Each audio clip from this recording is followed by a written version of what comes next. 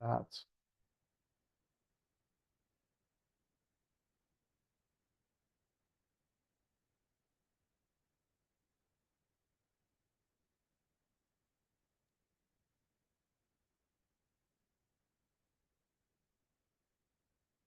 Hi, everyone. Welcome. Good afternoon.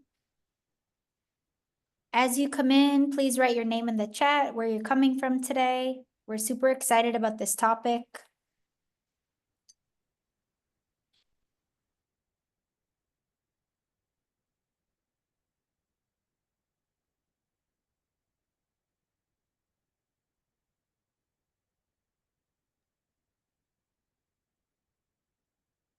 Good afternoon. How's everyone doing? We're officially recording our first all-in learning series. We're very excited about this topic today to share with you. As you're coming in, we ask that you just write your name and organization in the chat so we can keep track of everyone who is coming in. A couple of housekeeping tips. We know the adult learning field loves a good chat. So throughout the session, feel free to pose any questions in the chat, continue the conversation as we go, and we'll kick it off. So my name is Sarah Casisio. I'm the director of All In, which is the Adult Literacy and Learning Impact Network. We have been working to coordinate, streamline communications and activities across the adult and family literacy field over the last couple of years. And now we're very excited to kick off our first ever virtual learning series, which is going to be a monthly series. One of the things we've been talking about is we know the challenge. We also, in many ways, know what works. And so this series is designed to feature what works to improve adult literacy access as well as investment nationwide. So we're going to be featuring some on-the-ground programs that are doing tremendous work to advance adult literacy on various topics. Let me see if I can get my slides. For those who are not familiar, All In is a network of 12 national organizations, including World Education, who is one of our first learning series partners here. Barbara Bush Foundation for Family Literacy, Pro Literacy, COAB, and others. We're all working together to really create greater impact. Many of you on this call know the need. The need is great.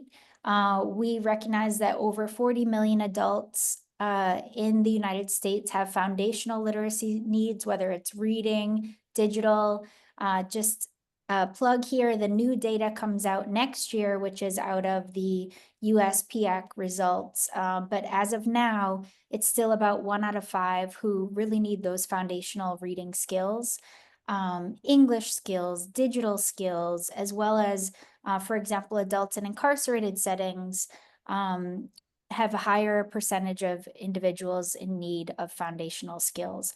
So we're really working to think about this in a holistic way, in a collective way, and how can we support the multiple literacy skills that people need. As of now, more than half of adults in the US live with 6th grade literacy skills or below. And as I mentioned, nearly 1 in 5 are in need of some foundational skills development, but fewer than 10% are in need of, fewer than 10% are currently enrolled in publicly funded programs.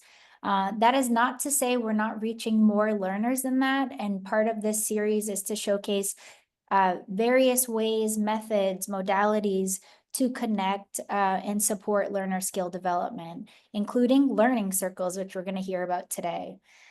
Just to give you a little bit more on where we are with All In, if you've been following us, if you're new, no problem. But phase 1 was to really design and disseminate a national action plan for adult literacy and engage various stakeholders. So over 100 researchers, advocates, teachers, as well as learners themselves participated in the design of the National Action Plan for Adult Literacy, which I'll drop in the chat momentarily.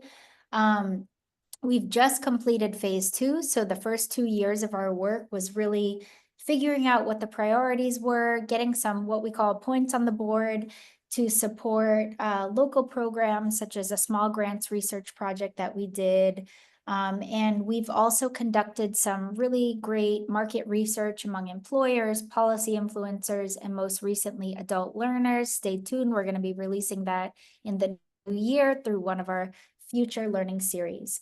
And now we're really at phase 3, which is about centering current and prospective learner experiences, and to understand how we can transform service design, delivery, as well as expand access to different services. If you take one thing away today, it's that that All In is working to expand access by many, many ways through virtual, in-person, learning circles, all different ways, work-based programs that learners can access the skills and services they need. And we're here to, support program level capacity through all of our partner organizations and through events like this. So thanks so much for joining. I'm going to kick it over to my partners in just a moment. This is our first kickoff of the learning series, and the topic is how to support English language skills via learning circles, which is a replicable, adaptable, and cost-effective strategy that can be used in many, many learning contexts. Today, we're going to be talking about English learning, but keep in mind that this model could be used in various learning settings. So I'm very excited to invite our 2 guests, David Rosen, as well as Catalina González, who can share a little bit more about their work. And you've already heard from me. I'm the moderator. I'll be, keeping the chat going and help answer any questions that you might have along the way. So over to you. Catalina, why don't you start? Yes, so welcome everybody. So excited to be here. My name is Catalina González. I am a senior technical advisor at World Education, and most of my work right now concentrates on immigrant inclusion and digital equity. David? I'm a long-time adult education teacher, professional developer, evaluator, program evaluator, researcher. And I'm particularly interested these days in the topic of this discussion, learning circles. Several years ago, I introduced World Education leaders to the peer-to-peer university leaders who created the learning circles model that we'll be talking about today. And I did that because I thought learning circles had a lot to offer our field, and in particular, English language learners, but not only English language learners. I was asked to be the internal evaluator for the pilot project that World Education did called English Now, and Catalina is going to be talking about that, and I will too. And that, incidentally, was funded by the Dollar General Literacy Foundation, as was the follow-on project, the scale-up project that Catalina will be talking about. So those exposures, shall we say, led to my persistent interest in learning circles. And so I'm delighted to be with you today to talk about that and to hear your questions. And if you have had direct experience with learning circles, perhaps you'll have an opportunity, at least in the chat, to tell us about that. Incidentally, if you have questions, you feel free to put them in the chat, and we'll try to either answer them in the chat, or Catalina and I at the end will hope to save a little time to answer them in person, or I'm sorry, answer them orally, not in person. Just feels that way to me. But we also are delighted to have you engaged. And if we don't answer your question, please feel free to email us. Our emails will be on one of the slides. So Catalina? Thank you so much, David. So here is our agenda for today. We're going to be covering these 4 points. We're going to be talking about learning circles, starting with the history that David just briefly mentioned.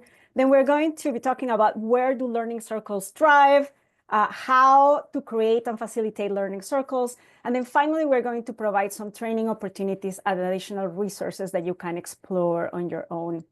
Next slide, please.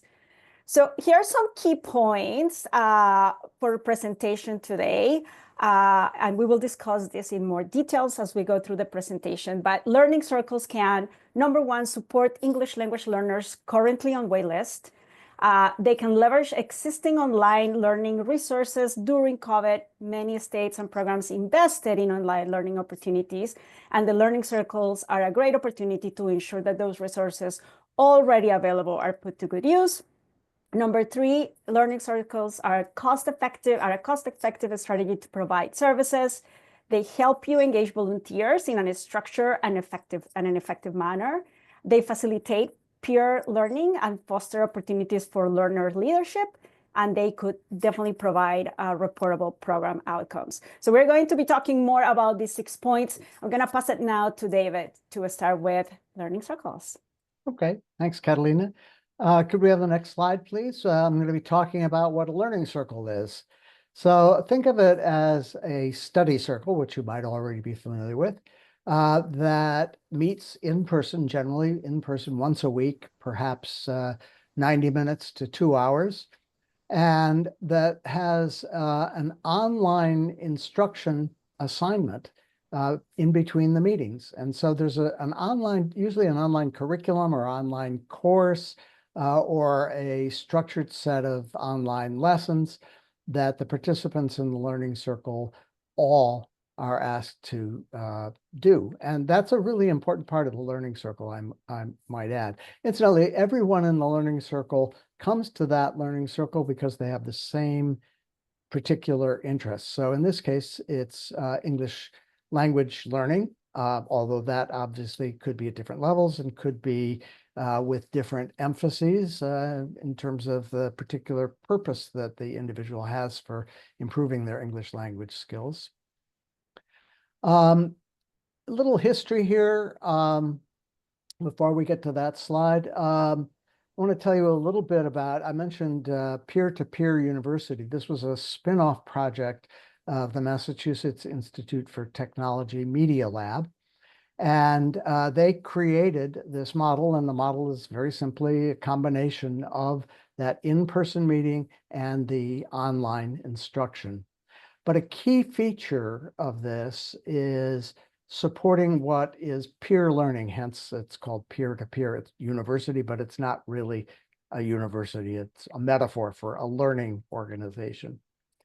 And learning circles are often led or facilitated, as we call it, by a trained volunteer. Not always, but very often. I would say more often than not. And so they tend to be very inexpensive to offer. Typically, they're 3 to maybe at the most 14 weeks. Not usually as few as 3, but sometimes they are. It depends on what the learning circle's about. Obviously, with English language learning, they would tend to be longer. And there is a great variety in the kinds of online learning that learning circles use. These could be courses, they could be groups of lessons, they could be whole curricula, they could be apps. I didn't mention that before. They could be videos or a video series, and very others ones are possible too. So where do learning circles thrive? Now the next slide, please. Okay, and the one after that. These are the kinds of organizations that have learning circles, and I won't really say anything about this. It's pretty evident from the information that's on the slide. You can quickly get a sense of where they are.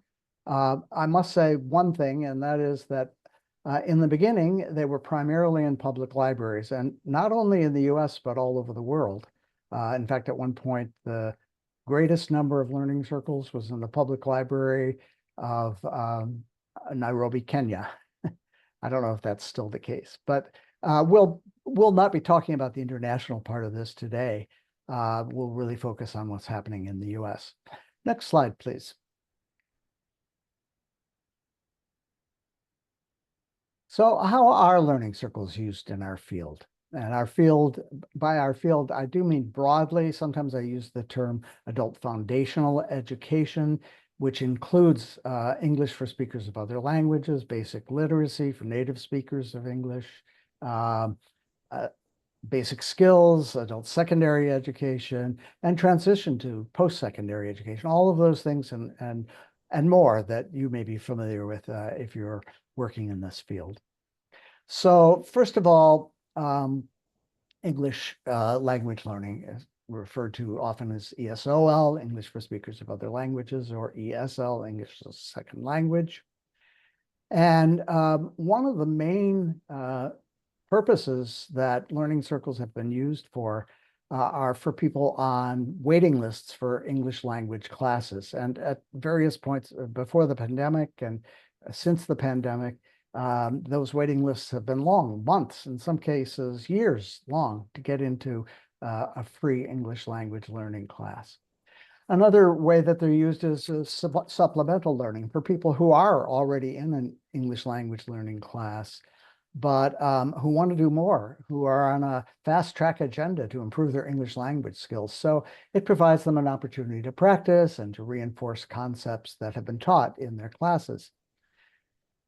English language learning circles and learning circles in general offer flexible learning options. They can accommodate learners who can't attend classes because their lives are structured in such a way that it's just not possible. Immigrants, for example, who many of you who work with immigrants know that they often work not just one job, but two, or some cases, three jobs. And they have literally no time to go to an in-person class. So there is an opportunity through learning circles to participate in English language learning that is very flexible. Even the so-called in-person meeting during the pandemic was done online. It was done in real time, but it was done online. So that provided a certain level of flexibility. And if, for example, you're familiar with the HyFlex model that is increasingly being used in our field, this is a good example of a HyFlex model that offers three modes of learning: in-person, online asynchronous, and online synchronous learning. And then finally, for those of you who might be interested in connections with jobs and for industry specific, particularly for industry specific or maybe company specific English language learning, learning circles offer a great opportunity, and they can really be focused on a particular industry for a particular group of English language learners who are just interested in that industry. Next slide, please. I'm sorry, I missed that. You already went there. Good. So here are some of the ways that learning circles have been used in our field. It doesn't mean that it's necessarily limited to that. One I'd like to just say a little bit about is that when there is, for example, a class that is meeting multiple needs, multiple levels in some cases, an English language learning class, but there is a small group within that class, maybe 6 people, maybe 10 people, who really are very focused on a particular goal or particular purpose, then you could offer them a learning circle in addition to the class. And I gave you some examples here in the slide. The last one, public speaking, you might say, what? We don't do public speaking in our program. And of course, that's often the case. In fact, it's very rare to find public speaking in our field. But this is the most widely used kind of learning circle in the world. People are really interested in improving their public speaking skills. And I actually offered a public speaking learning circle in the public library in Boston, where I live. And if that's of interest, let me know. I'm glad to talk with you about that later. Next, please.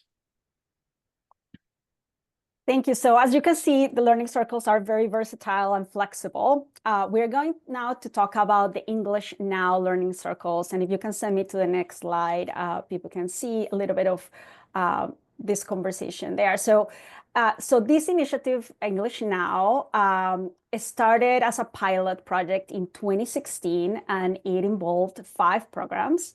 But the pilot was so successful that over the years, the initiative expanded to work with 20 programs across 10 states, including California, Washington, D.C., Maryland, Pennsylvania, and Texas. And the growth highlights the initiative's effectiveness and its ability to reach and support a broad network of programs, making meaningful impact on educational access. The Free Library in Philadelphia, I'm so excited to see there are so many libraries represented today in this webinar, because one of the examples comes from the Free Library of Philadelphia, which, interestingly enough, they started providing Spanish classes because the patrons were requesting these Spanish classes. And so they started piloting with the learning circles to teach Spanish. And then they moved into English Now learning circles to address gaps for intermediate and advanced English language learners.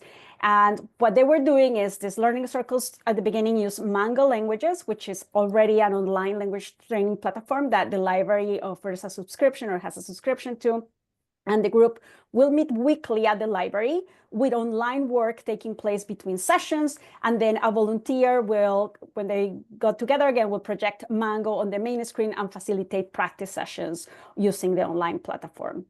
If you send me to the next slide, after the pilot at the Free Library of Philadelphia, this is what Lindsay Southworth, who was leading this initiative at the Free Library, said about the learning circles. A lighter lift than traditional English language learning class. Is a more democratic learning space. It increased digital literacy skills. The learners were using their cell phones or tablets, can be led by a trained volunteer, and works well in virtual environments. David, I'm going to pass it to you to tell us about the project outcomes of the pilot. Okay, sure. Yeah, as I mentioned earlier, I was the internal evaluator of the pilot, and so I was paying attention to a variety of things. Most important, I would say this is what might be described as a formative rather than a summative evaluation. And we were interested in gathering data as we went along to improve the project. This was the first time out using learning circles in our field. And we provided the pilot programs with a lot of flexibility to address needs that they saw and to integrate learning circles in what their programs were currently doing, for example. But I also was interested in the outcomes. And so these are the major outcomes: the reduced waiting lists for English language learners, which was a big issue at the time, to assess student readiness and program fit. So let me say just a little bit about that. There are a couple of things. One is, as a learner joining a learning circle, maybe not yet in a program, this was a good opportunity for them to look at the program and see if the program offered them the kinds of things they needed. And quite frankly, to see if the people who were in the program, the other adult learners and the teachers, were people like them, or people who would make them feel comfortable, which is the most important part for them. One of the things that we found, which was quite interesting, I think, is that the learning circles led to greater persistence in the program. If they were enrolled in a class and it was used supplementally, or if this was their first experience and then they went on to a class, they tended to last in the program much longer than the other students who were in the program. So they also built their skills, a variety of skills, not only English language learning, but also online learning. Digital learning skills, which most of you know are tremendously important these days and will continue to be and probably increase in importance. And then finally, and this was actually an outcome from one particular program, so I can't speak for all of the 5 pilot programs, but I thought it was really fascinating. The teacher, this was a case in which learners entered through the learning circle while they were waiting to get into classes. And when they got into classes, we asked the teachers, the regular teachers of the English language classes, how are they doing and how are they doing compared with your other students? And they said, in every case, the people who went into the learning circle first were much better prepared. And there could be many reasons for that. They didn't really elaborate on that. I mean, it could be maybe they were the most motivated. It could be that being in the learning circle gave them some skills and comfort that other students didn't have. But there were some teachers who said specifically that the people who had been in the learning circles knew how to be helpful to other learners. And my guess is that that's because of the emphasis on peer learning in the learning circle. So that's something to think about if you're considering the learning circle model. Thank you, David. So it's not surprising for any of you in the call today that there is a huge need for access to English language classes in the US. Currently, we're piloting the Learning Circle in New Hampshire. We know that other states are also struggling with long wait lists and programs. In particular, struggle also with long wait lists. So we're piloting the English Now Learning Circles in New Hampshire. And the idea here is to ensure that learners, they have wait lists up to 140 people, sometimes more, to ensure that learners have access to English language classes as soon as possible. And so they are, in this case, working also with Burlington English, which is a platform that was acquired by the state of New Hampshire. So they're using and working with Burlington English to adapt their training to meet the needs of both the volunteers and the learners so that they can use Burlington English in the context of the learning circles. They're also tracking learner participation from the start to from the start of the Learning Circle program to the beginning of the classes, so that they can report this and make sure that it counts towards their outcomes of the program and the work that the program is already doing. And they are also exploring ways to develop advanced learners into Learning Circle leaders to support less advanced classes. So again, the learner leadership that we were talking about earlier. So we'll report more in the future about what is happening in New Hampshire. I'm going to move us to the next slide just to tell you, I briefly mentioned this earlier about the learning circle structure being very flexible as well. And so there are 4 components.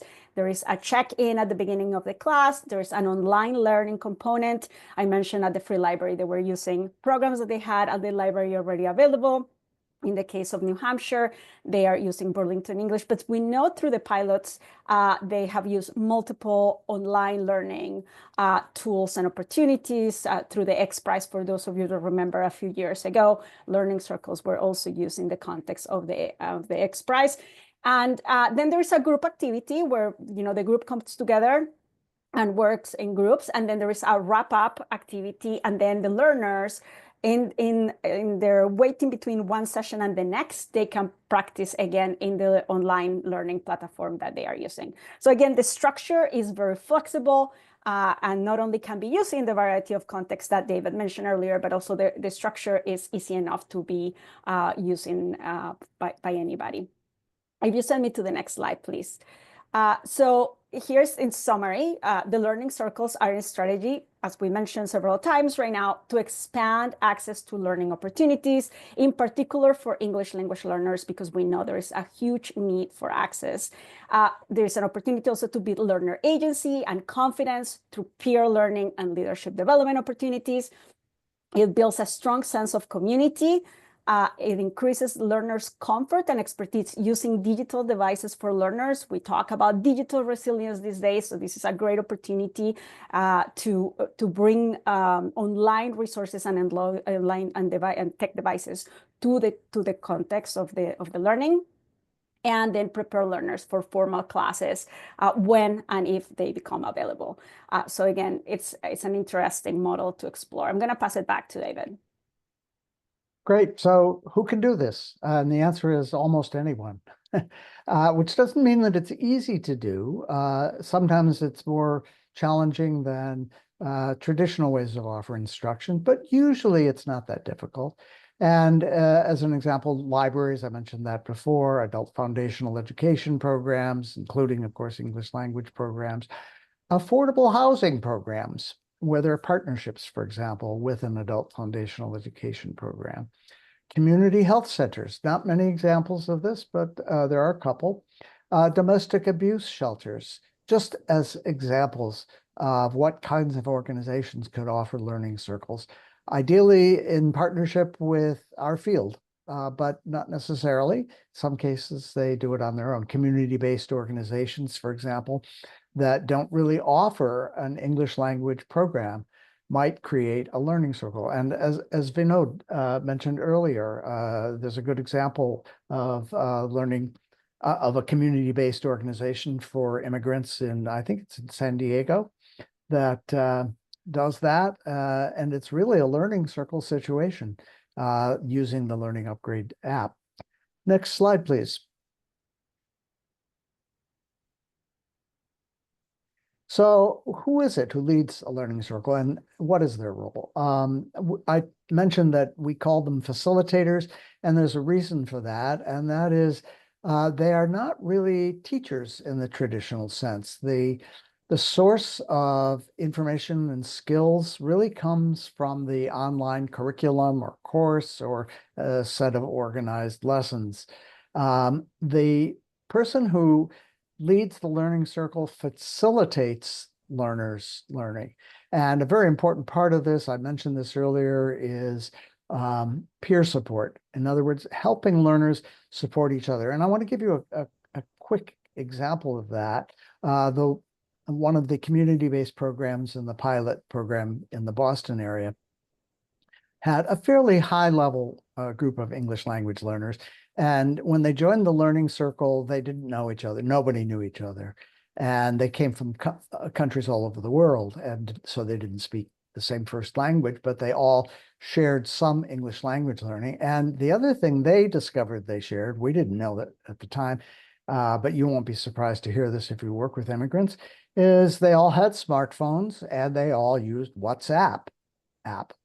And so they decided at their first meeting that they wanted to build a community of English language learners among themselves. And so they used WhatsApp in between the in-person meetings. And they also, once they started using WhatsApp, somebody came up with the idea, well, after we have our in-person meeting, maybe we could go out to dinner together. And so they did that after some of the meetings, at least. So it really was a really good example of what Catalina, you were talking about before, which is building a community of English language learners. And that could happen even at a more basic English language level, I think. So what do facilitators do? Well, they recruit learners, they organize the sessions, they keep the flow of the structure moving. They begin and end sessions on time, choose or design the learning course or curriculum or app, as I mentioned. They help learners to help each other, really support, and the training for them needs to help them be able to do this. How do you support peer-to-peer learning? It's not something that we necessarily always do in our field. And then in some cases, they do provide the digital literacy skills that are needed themselves. And of course, they guide and support learners. Next slide, please. This is a group of learners, this was shared by Bonnie Taylor, who's from the Genesis Center in Providence, Rhode Island. And Catalina found this, and when I saw it, I shared her appreciation of this. What the Learning Circle model provides is twofold flexibility around barriers and a reconstruction of what it means to be an expert. This model is effective in moving our program, our state, and hopefully the nation forward to a more flexible, accessible, and empowering adult education system. So we really both love that quote. And you can interpret it, of course, in many ways. But one of our takeaways is that in learning circles, the learners can take the learning into their own hands, just in the way that in some cases college students or graduate students do. That it is possible for people at a more foundational level to do the same kind of thing, particularly in a learning circle. Next slide, please. So David, before we go into training opportunities, I see a couple of questions that maybe we can answer now. They're about what's happened Sure. at the Free Library of Philadelphia. I'm gonna ask you if you can respond Binod's question. It's on the Q&A, but I'm going to answer a question about the Free Library of Philadelphia and did they use other platforms besides Mango? And so no, they use Mango the way it is built and no other resources. So use their curriculum and they will do the sessions. They get together for a couple of hours with a facilitator. And then the facilitator will do some exercises online for the group. And then they will go away for another week. But in between sessions, they can continue with their lessons that were available in Mango. And the facilitator at the beginning was like a person from the library, a volunteer that was already brainstorming how to develop the learning circles. And Lindsay at some point, I mentioned Lindsay earlier, was leading the learning circles, but then volunteers took that role. So again, it provides an opportunity for volunteers to be leaders. And as David just mentioned, it takes away that role of the expert, right? In a way, we are all expert. We're not necessarily teaching something, but we are helping each other learn and allowing each other to learn together. And then I'm gonna answer Virginia's question as well here. Her question is, do participants have to complete learning at home, outside the groups? Are there challenges with this? How do you hold people accountable? So there is an invitation to complete activities on the online platform outside of the groups. If is something happening at the library, could be much more flexible and maybe not required. If it's happening in an adult education program, there could be more requirements around it and more emphasis in, we will continue here or start the session here. But again, as David also pointed out through the quote that you see on the screen, it invites people to be accountable for the group as well and for themselves. And so it's really motivational.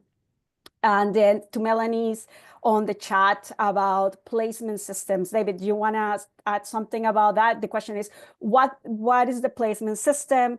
Is there a level test, an interview, or do learners self-select? I remember this at the Free Library of Philadelphia, and I think it was self-selected. I can also answer, but let me know if you want to take that one. Yeah, it really varies tremendously from program to program, and situation to situation. But in particular, and this in part answers the question that Xavier was talking about or was asking, that if you're on a waiting list for an English class and you're offered an opportunity to join a learning circle, it's not a question of, oh, well, how does this compare with a conversation group? You join because it is a fast track into the class. In fact, in some cases, people who entered the English language learning circle and were planning to do, let's say, all 14 weeks, an opening occurred in one of the English classes, and they were offered the opportunity first to get into the class. So it can be a fast track.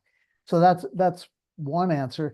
The other is that in some cases, what the learning circles offer is really very different from a conversation group. It's not limited to just English language.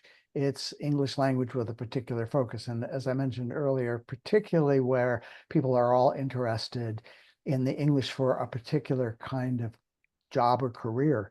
Home health aides, for example, pretty common first level position for English language learners.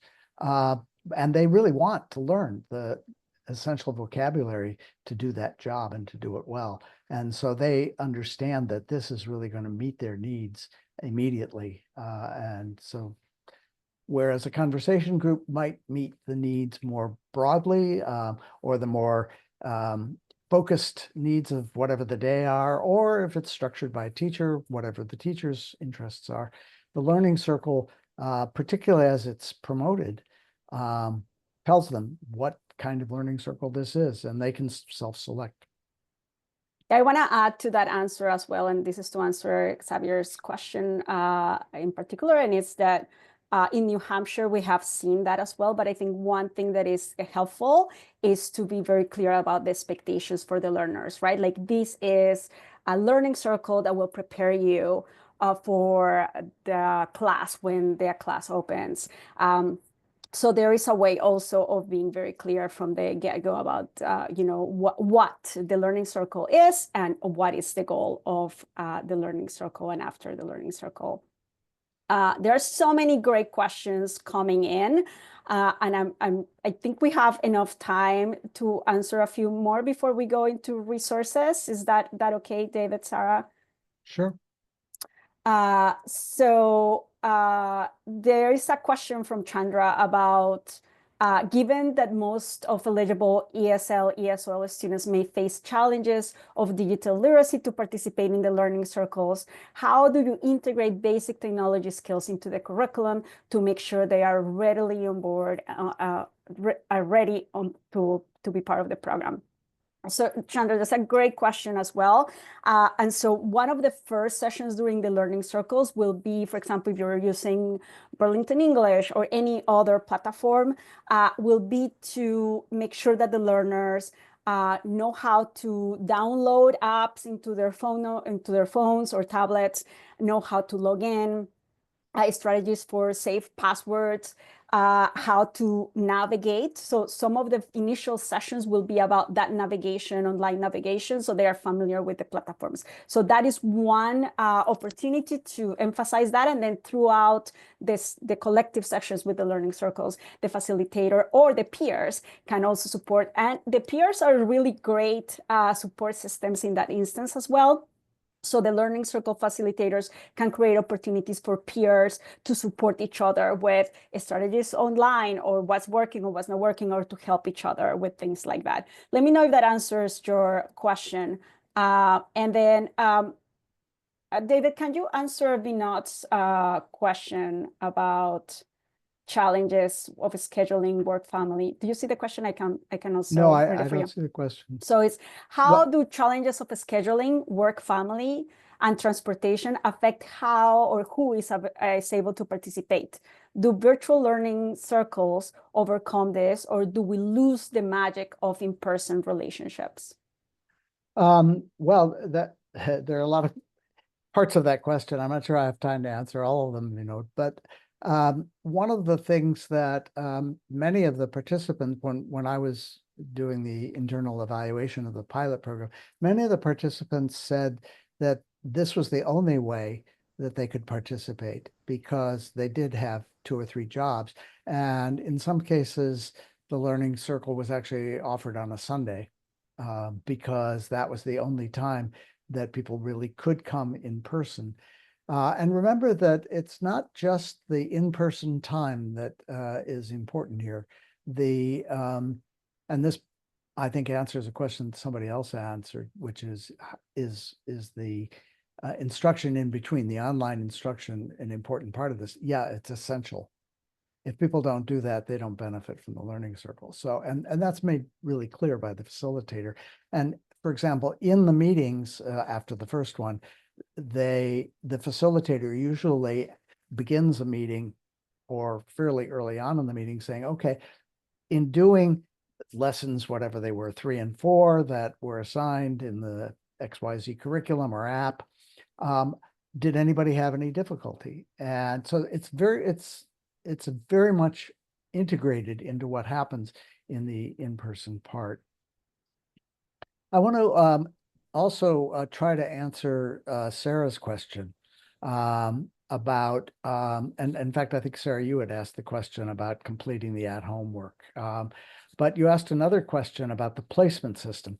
And, I don't think we've made very clear that learning circles in comparison with English language classes are not what I would describe as non-formal.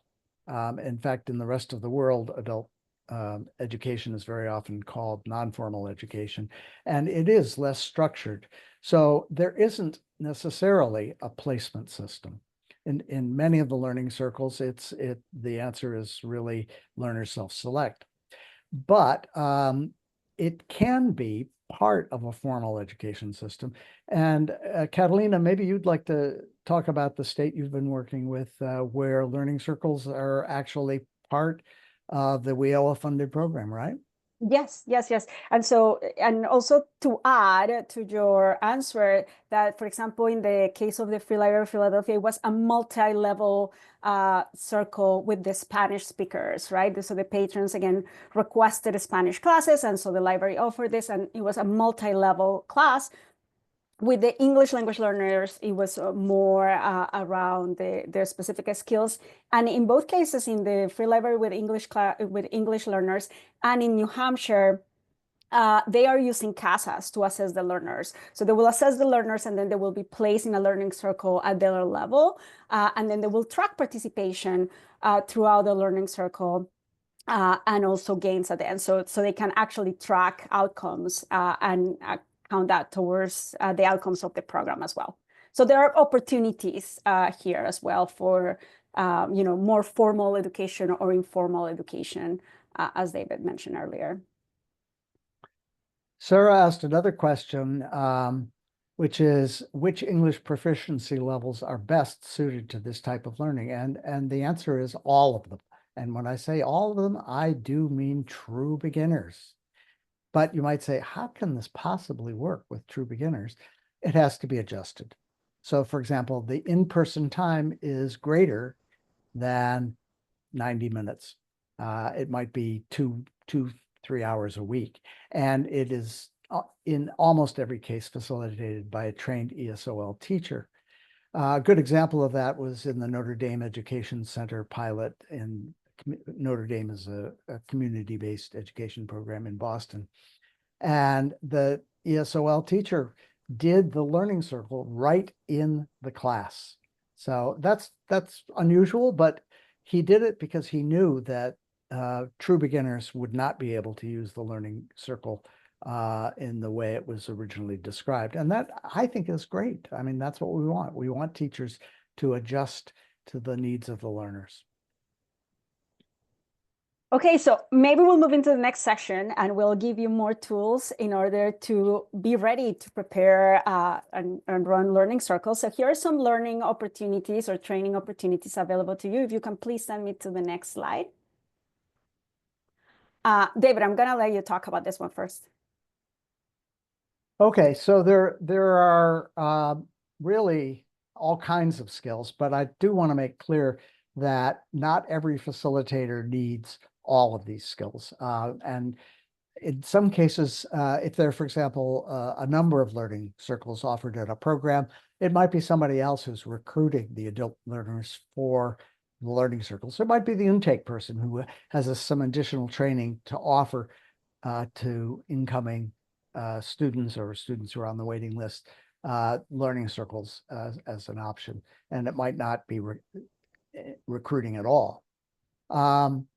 Obviously, it's helpful to have small group management and facilitation skills. It's really, I would say this is an essential skill that you need to provide some training on, and that is how to promote peer learning rather than formal teaching. And it is a reason why sometimes volunteers do this better than trained ESOL teachers who really can't get outside the teacher role. Some can, of course, but some can't. And volunteers are much more receptive to the training about how to do that. Digital literacy skills. And sometimes it's the facilitator and sometimes it's not. Some programs offer training for all of the participants in the program. And it may be the first thing that people are offered, a kind of intensive digital literacy skills training. So again, it varies depending on the structure of the program that this is part of. I think this is very important that facilitators are able to support a wide range of cultural groups. If there are a wide range, if there's only one cultural group, it has to be that group, of course. But this is a really important part of this. It's not just about English language learning or digital literacy skills. It's also about relationship with the adult learners. Guiding discussion is a very useful skill for everybody, and the people might not need training. They might have that skill already. Managing online learning platforms, leading virtual discussions, and providing learners with tech support when necessary. All of these are possible kinds of training that would be useful. And then finally, assessment strategies. And this one often is something that is very useful, and sometimes it's provided and sometimes it's not. But don't be afraid, even though the list looks long, there are some resources that you can access right away. So one of them is the English Now implementation guide that World Ed developed.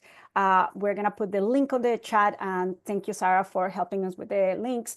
But also the slides will be available, so you can access those links via the slides. But the guide is great because it provides information for those that are managing or for supports at the program level, like what are the things that you need to be thinking about, the training that the volunteers will need, et cetera, et cetera, et cetera. But it also provides information and training for the facilitators that will be providing the training. So that's a great resource. I invite you all to take a look at that. The other great resource available to you, if you can send me to the next slide, please, is this series of courses from ProLiteracy. And so World Education partnered with ProLiteracy to create these 3 courses. You can see they are the names, but Intro to Learning Circles, Learning Circles for administrators and site coordinators, right? So if you are the one that is thinking about, like, how do I bring Learning Circle to my program? What are the things that I need to be thinking about? As I said earlier, with the implementation guide, you can also take these courses, and it gives you the tools that you need, and it guides you through the process of thinking about the learning circles, but also learning circles for facilitators. And so these will be either the volunteers or your instructors that will be running the learning circles. The courses are about 4.5 hours for all 3, and you can also download a certificate of completion after the course. So it could be also a good strategy for your program to provide professional development and standardize that a little bit more. Yeah, it's free registration, free access. David, I'm going to pass it back to you. Okay, we're not going to go through these, but we want you to know that there are lots of other resources if you want to drill. If you're going to be offering a learning circle, I think some of these would be tremendously useful. And in addition to the guide, that's where I would start if you're serious about offering learning circles. Next slide is also some additional readings and resources. Some of them I've written, some of them other people have written. And next slide, please. Study circle guides from the National Center for the Study of Adult Learning and Literacy. And I think that's it. Next slide. Yeah, I think the only other thing we want to share with you is that there's a lot of conversation today about how do we support learners that need digital skills. World Education also has a range of tools and resources all available to you, some of which include what you see on the screen, the skill blocks, where you can create playlists for your learners specific to the needs of your group. The Digital Skills Library provides also a range of resources available, and then the EdTech Routines Libraries, where you can borrow routines that you can implement in the Learning Circle to make digital literacy a component of your English language class. So take a look at those. I think the next slide will show you our names. Okay, well, emphasizing again the key points of today. So I don't have to repeat that, but again, a very flexible, cost-effective model that can be implemented in a variety of contexts. And then the next slide is our contact information. So if there are any other questions or if you need additional resources, please don't hesitate to reach out to either of us.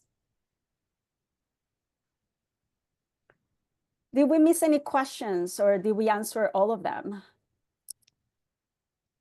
I think we answered. That's a good question. We have time for 1 or 2 more questions if anybody wants to put one in the chat. I think the link to the guide, by the way, is correct. I just clicked on it and took me to the guide. Somebody was concerned that it might not be correct. One question, Catalina, was, does literacy charge for the training?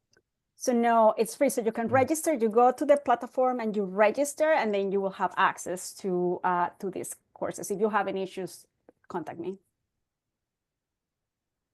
Okay, well, this has been great. I was telling David and Catalina before we had this session that years ago, working in a high school equivalency program, I used to use flashcards from USCIS. For anybody who knows, USCIS offers really interesting materials for citizenship training, but many of those concepts are also on the social studies portion of the GED.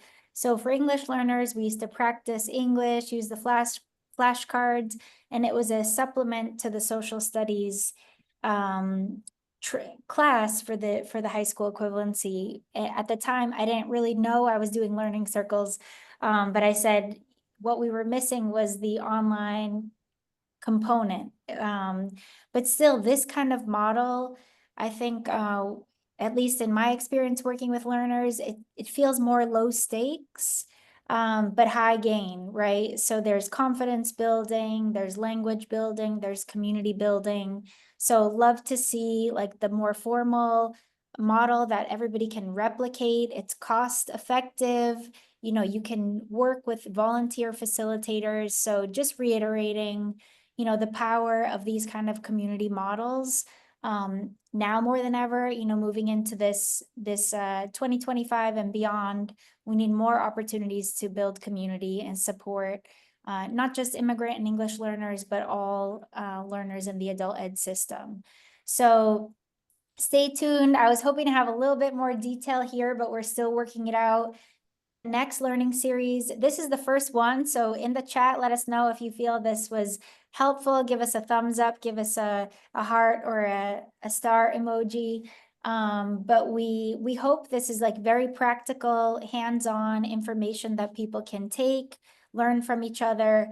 And the next learning series in January is going to be related to establishing adult public charter schools. There's a lot of questions related to school choice.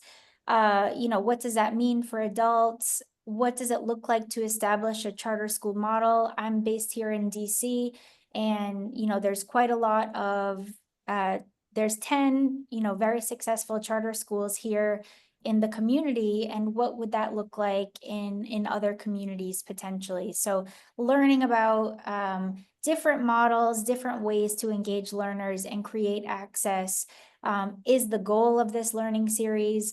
I really want to thank our two fantastic speakers, Catalina González of World Education, David Rosen has been affiliated with World Education, and just, you know, a leader, thought leader in the field. So thank you everybody for joining us. Don't forget to follow All In, the Adult Literacy and Learning Impact Network. We're on Insta, we're on LinkedIn, we're everywhere. I'm not on X, but I think we are. But please send us some inquiries, and I'll also write my email address in the chat. So hope you'll continue to join us and be part of our own little learning series for All In. So thanks everyone, and talk soon. We'll make sure to send all the resources in a follow-up.